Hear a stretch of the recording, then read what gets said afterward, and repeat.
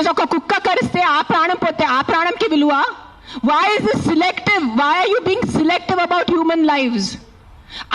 I walk. నిన్న night Kashi నుంచి వచ్చాను. నేను నైట్ 11 o'clock, నైట్ 12 o'clock ఆ గలీలో తిరుగుతాను. నాతో చుట్టూ ఒక 10-15 కుక్కలు తిరుగుతారు. I'm 45 years today. ఈ రోజు వరకు నాకు ఒక వీధి కుక్క కరవలేదు. దాని గురించి ఏంటి? దాని గురించి మీరేం మాట్లాడరు. నాకు 2019లో డెంగీ అయింది.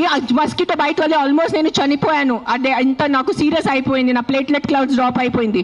ఏం చేస్తారు గవర్నమెంట్ అప్పుడు? మీ ఇంటిలోనే మీరు ఆ పాట్స్ పెట్టుకుంటారు. మీ ఇంటి పక్కనే అంత చెత్త ఉంటుంది. దాంట్లో 100,000 మస్కిటోస్ ఉంటాయి. దానికి మీకు లేదా?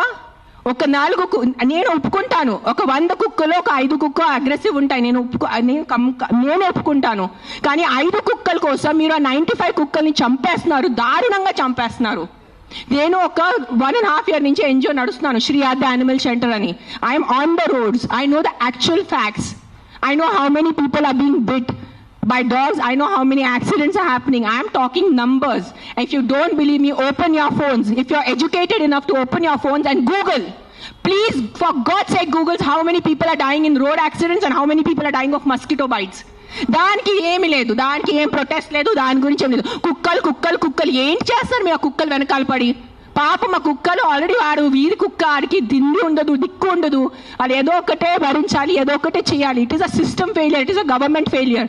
ఆ కుక్క బ్రతికేది 10 సంవత్సరం.